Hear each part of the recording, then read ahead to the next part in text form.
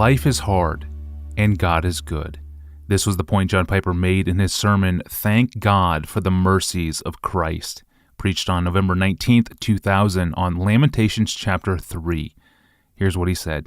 Lamentations chapter 3. You may have a hard time finding it. It's a teeny little book sandwiched between Jeremiah, the big prophet, and Ezekiel.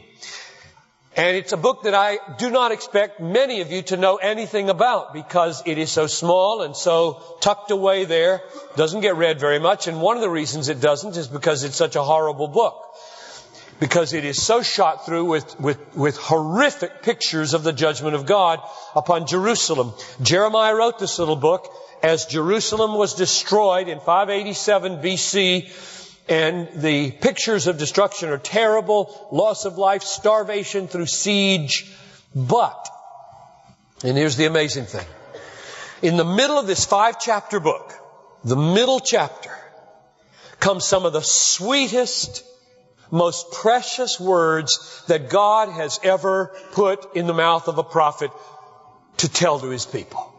And those are the ones I want to read, because they have a special punch when you realize where they are. Verse 21 to 25 of chapter 3 of Lamentations go like this. This I recall to mind, and therefore I have hope. The Lord's loving kindnesses never cease. His compassions, or His mercies, never fail. They are new every morning. Great is your faithfulness. The Lord is my portion, says my soul. Therefore I have hope in Him. The Lord is good to those who wait for Him, to the person who seeks Him. Now that should boggle your mind, because those precious words, especially the words, His mercies are new every morning, is spoken in a situation that was horrific in its suffering.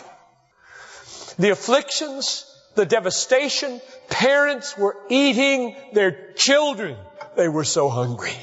And the siege was so horrible.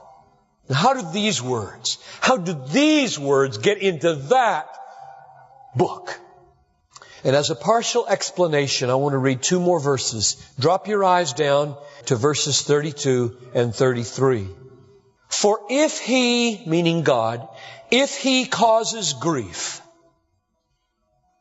then He will have compassion according to His abundant loving kindness. For He does not afflict willingly or grieve the sons of men. Now, the very least we can draw out of those verses is this. The mercies of God are often hidden and hard to see while they are happening.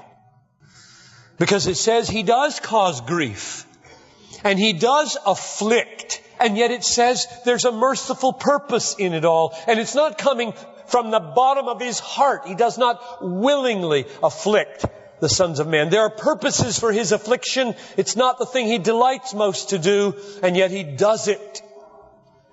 And if we'll trust Him, there are mercies hidden there for us. It's just like the book of Job. You know the story of Job. He lost everything he had. He lost 10 of his children, all of them. He lost all of his possessions. He lost all of his health. And James, Jesus' brother, thousands of years later, in his little book called James, writes in chapter 5, verse 11, this interpretation of that book. He says, You have heard the endurance of Job, and have seen the outcome of the Lord's dealings, that the Lord is full of compassion and is merciful. So there's the point of the book of Job, according to James. He lost all of his children. He lost all of his health. He lost his possessions. And this says, the purpose of the Lord was compassion and merciful. So if we'll trust Him, that's the meaning of the destruction of Jerusalem. That's the meaning of the loss of His health. And I don't know where you are this morning, but if you will trust God, mercy is in your life right now. It is all over your life mercy, a design, a compassionate design. If you will trust God and hold on to Him for that, it will show itself sooner or later.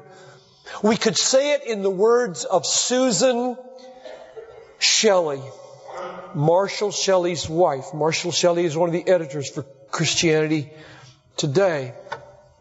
1991, November 22, a few days before Thanksgiving, 8:20 p.m., their son was born. And at 8:22, 2 minutes later, he died. Marshall wrote an article in CT about 4 years ago about it called 2 Minutes to Eternity. Magnificent article.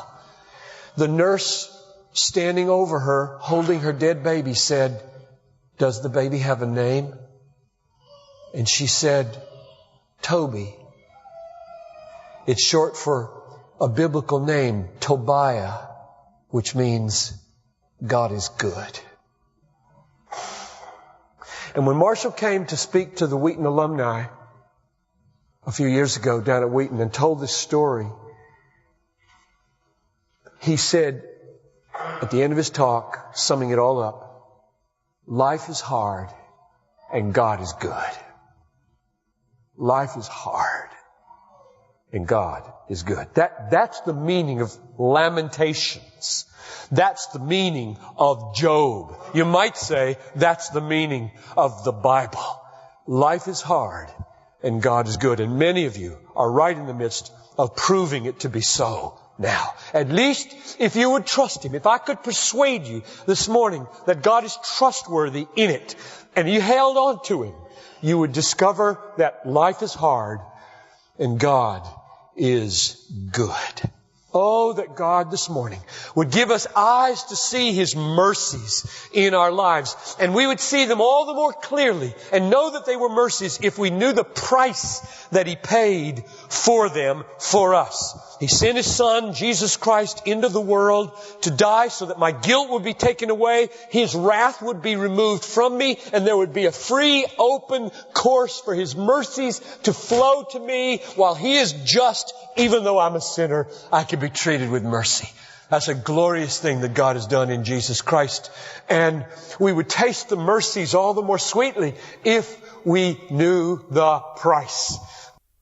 That was from John Piper's sermon, Thank God for the Mercies of Christ, preached on November 19th, 2000 on Lamentations chapter 3.